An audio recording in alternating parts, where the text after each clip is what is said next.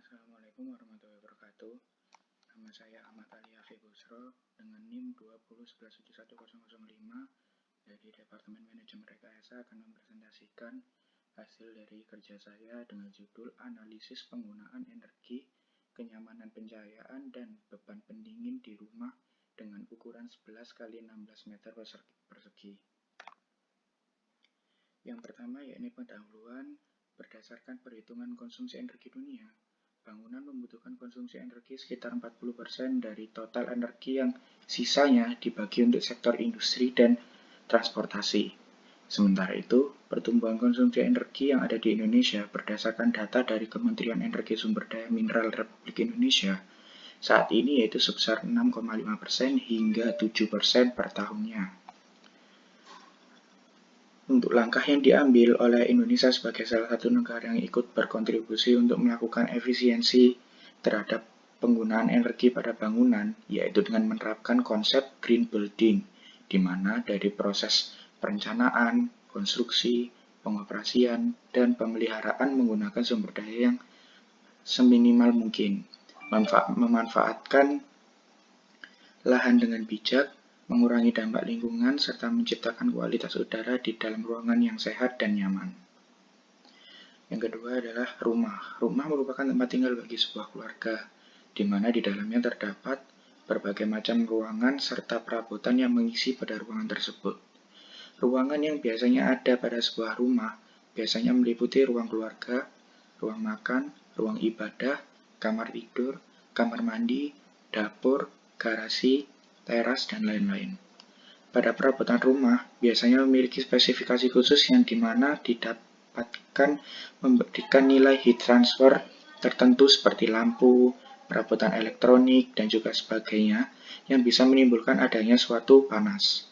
Selain itu, penggunaan peralatan yang ada pada bangunan juga harus dibatasi dengan desain-desain bangunan yang dapat mengoptimalkan kenyamanan bagi penghuni. Kita masuk pada poin yang pertama, yaitu analisa penggunaan energi, di mana di sini dibagi menjadi 4 sektor, yaitu sektor yang pertama, sektor air conditioning, yaitu atau sektor pendingin. Di sini kita menggunakan AC setengah PK dengan 320 Watt selama 4 jam, dan didapatkan 1280 Watt per harinya, dan dalam waktu kurun 1 bulan didapatkan 38.400 Watt. Yang apabila dikonversi menjadi kWh sebesar 38,4 kWh. Yang kedua ada sektor lighting, yaitu di sini menggunakan jenis lampu LED. Yang pertama adalah LED dengan kapasitas 60 Watt yang digunakan selama 10 jam dan didapatkan 600 Watt per hari dengan total dalam 1 bulan mencapai 1800 Watt yang apabila di-kWh-kan menjadi 18 kWh. Yang kedua adalah jenis lampu LED juga, tapi dengan watt 35 Watt selama 1 jam dan didapatkan dalam 1 harinya yaitu sebesar 35 Watt dan dalam 1 bulan sekitar 1800 Watt juga yang apabila dikonversi dalam kilowatt-hour menjadi 1,8. Yang kedua ada kitchen appliance, yaitu yang pertama ada Magicom. Magicom di sini kita menggunakan daya sebesar 77 Watt yang digunakan dalam sehari dalam waktu 4 jam. Maka persentase yang didapatkan sebesar 308 Watt per harinya yang dikalikan dengan 30 yaitu selama 1 bulan dan diperoleh 9,24 kWh. Yang selanjutnya adalah kulkas. Kulkas di sini menggunakan daya sebesar 115 Watt yang digunakan selama 24 jam. Sehingga daya yang diperoleh yaitu sebesar 2760 Watt per harinya. Dikalikan selama penggunaan 1 bulan yaitu sebesar 82.800 Watt atau sama dengan 82,8 kWh. Yang selanjutnya pada sektor lain-lain ini meliputi kipas angin, terus juga dengan kapasitas 100 Watt yang digunakan selama 7 jam yang diperoleh 21 kWh, kipas angin dengan 60 Watt digunakan selama 4 jam diperoleh 7,2 kWh. Juga ada TV dengan total 15,6 kWh, pompa air di sini 7,5 kWh, cas laptop dengan kapasitas 90 Watt diperoleh 5,4 kWh, setrika dengan daya 300 Watt selama 2 jam yang menghasilkan dalam 1 bulan 18 kWh, dan yang terakhir adalah mesin cuci dengan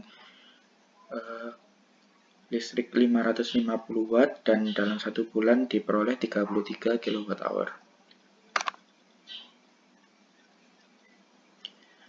Untuk analisa penggunaan energi ini sendiri, dari masing-masing yang sudah kita kelompokkan, di sini ada air conditioning yang di sini didapatkan 38,4 dikalikan 1352 yang diperoleh dari golongan listrik 900 VA, yaitu dengan harga per kWh-nya sebesar 1352 dan diperoleh harga sekitar 51.917, dan dilanjut dengan lighting yang didapatkan hasil akhir sebesar 19,8 kWh yang dikalikan dengan 1352 dan mendapatkan hasil 26.770. Yang ketiga ada di sektor kitchen appliance. Di sini ada 82,8 dikalikan dengan jumlah harga listrik golongan 900 VA diperoleh 111.946 rupiah. Dan yang terakhir adalah sektor lain-lain. Di sini sebesar 107,7 yang harganya mencapai 145.610 rupiah. Untuk prosentasenya sendiri di sini kita bisa lihat untuk yang di AC kita bisa dapatkan persentase sebesar 15,44%, yang di sektor lighting kita bisa mendapatkan 7,96%, di sektor kitchen appliance kita bisa dapatkan 33,29%, dan yang sisanya 43,2%. Untuk yang kedua yaitu perhitungan analisa daylighting. Jadi di sini kita menggunakan 2 kali pengujian. Yang pengujian yang pertama itu kita menggunakan cahaya buatan. Jadi apabila kita melakukan pengujian dengan cahaya buatan, ruangan yang berukuran kurang dari 10 meter persegi, maka titik pengukurannya berada di tiap 1 meter. Yang kedua, jika ukuran ruangannya itu lebih dari 10 meter persegi dan tidak lebih dari 100 meter persegi, maka titik pengukuran berada di tiap 3 meter. Dan yang ketiga, apabila ruangan berukuran lebih dari 100 meter persegi, maka titik pengukurannya berada di tiap 6 meter. Dan yang kedua adalah pengukuran pencahayaan daylighting, yaitu memperhitungkan ruangan yang memiliki jendela sebagai pencahayaan daylight atau pencahayaan yang menggunakan sumber sinar matahari, yaitu di sini ada 2, yaitu ruang tamu dan ruang kamar. Dari analisa yang telah dilakukan, perhitungan-perhitungan yang telah dilakukan menggunakan luxmeter, ternyata dalam pengukuran cahaya buatan ini di rumah saya, baik di ruang tamu, ruang keluarga, ruang kamar, 1, 2, 3, 4, 5, dapur, ruang makan, ruang sholat, kamar mandi, garasi, ruang cuci, dan gudang, ternyata pencahayaannya masih tidak layak karena masih berada jauh di bawah standar nasional Indonesia. Untuk pencahayaan yang alami, di sini ada ruang tamu dikatakan tidak layak karena tidak sesuai dengan standar nasional Indonesia, dan ada satu ruangan yaitu ruang kamar 1 yang kondisinya layak karena sudah melebihi dari standar nasional Indonesia. Jadi faktor-faktor yang mempengaruhi yaitu ukuran daya lampu yang terlalu kecil sehingga kurang menghasilkan cahaya yang sesuai standar. Yang kedua yaitu faktor dari penggunaan luxmeter yang menggunakan aplikasi HP, tidak menggunakan pengukuran luxmeter yang sebenarnya. Kita lanjut pada pengukuran cooling load pada bangunan. Jadi pada pengukuran cooling load pada bangunan kali ini, bangunan yang saya ambil yaitu merupakan bangunan kamar tidur dengan dimensi 3x3. bisa kita lihat di sini kita mencari key dari setiap masing-masing komponen. Yang pertama di sini ada dinding, di mana dinding ini menggunakan rumus U dikalikan A dikalikan CLTD. U merupakan efisiensi dari dinding itu sendiri, terus A itu merupakan luas area dari dinding tersebut, dan CLTD yaitu suhu atau dinding yang berseberangan dengan luar. Jadi di sini kita asumsikan apabila dinding berpapasan dengan luar, maka untuk T2-nya kita menggunakan suhu sebesar 38-39 derajat Celcius, dan apabila dinding tersebut berpapasan dengan ruangan lain, kita menggunakan asumsi menggunakan suhu sekitar 24 derajat Celcius. Dan di sini sudah ada beberapa yang dikonversi dan kita dapatkan dinding yang berseberangan dengan luar, yaitu didapatkan sebesar 38,45 watt.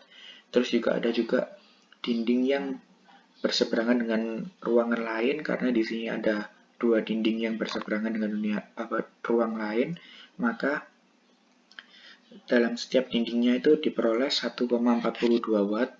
Dan yang ketiga adalah dinding yang berseberangan dengan ruangan lain, akan tetapi di situ terdapat pintu.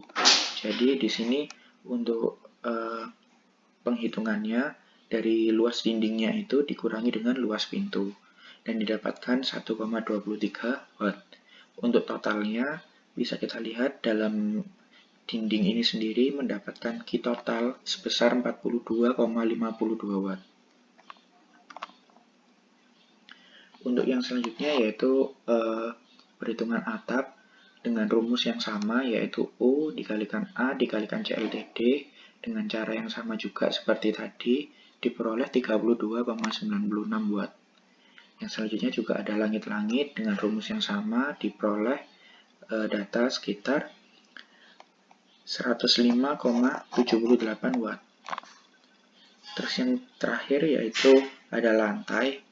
Nah, lantai ini juga menggunakan rumus yang sama, U, A, CLTD, dan didapatkan 18,45 watt.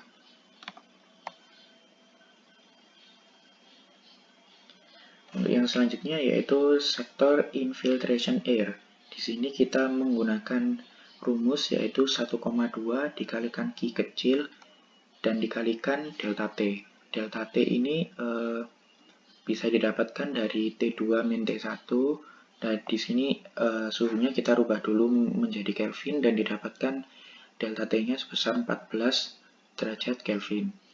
Untuk Q-nya sendiri diperoleh dari ACH dikalikan volume ruangan dikalikan 1000 per 3600. ACH ini merupakan ketetapan yaitu 3,4 dikalikan volume ruangan 3 kali 3 kali 3,5 dan dikalikan 0,28 dan diperoleh sebesar 29,99 watt. Untuk yang sektor selanjutnya yaitu kita menghitung lighting atau pencahayaan dengan rumus besar watt dikalikan dengan FSA dan dikalikan dengan CLF, di mana wattnya ini watt besaran dari lampu itu sendiri, dan FSA ini merupakan efisiensi dari lampu. Di sini saya mendapatkan data efisiensi lampu LED sebesar 84% dan CLF-nya sebesar 0,33 dan diperoleh watt sebesar 332,64 watt. Dan di sini saya menggunakan appliance atau barang elektronik yang ada di dalam ruangan yaitu laptop sebesar 300 watt dengan sumbernya saya ambil dari tabel 9A Acer Fundamental Handbook. Kita lanjut yaitu yang selanjutnya di human occupants. Di sini ada dua yang dihitung yaitu key sensible dan juga key latent. Key sensible sendiri dengan rumus N dikalikan QS dikalikan CLF. Di sini N ini merupakan jumlah orang yang berada dalam ruangan tersebut, Terus QS itu merupakan kita lihat data dari data aktivitas yang bisa dilihat dari tabel. Terus yang CLF ini seberapa lama kita berada di ruangan tersebut dibagi dengan lamanya 1 hari. Jadi saya asumsikan di sini saya berada di dalam ruangan selama 20 jam per hari dan diperoleh watt sebesar 58,1 watt. Untuk yang kedua, kita menggunakan kilaten. Kilaten ini sendiri dengan rumus N dikalikan QL. QL N ini merupakan jumlah orang yang berada di dalam ruangan dan QL ini merupakan aktivitas yang kita lakukan. Bisa dilihat juga di tabel sama seperti QS. Dan didapatkan hasil sebesar 45 watt hour.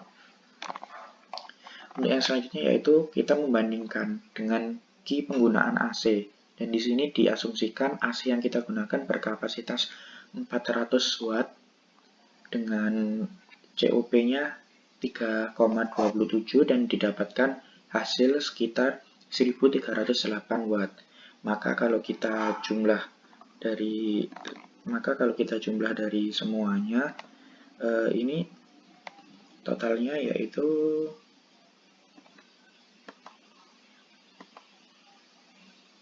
di sini bisa kita lihat dari total semuanya dari bangunan-bangunan yang sudah kita hitung mendapatkan sebesar 965,44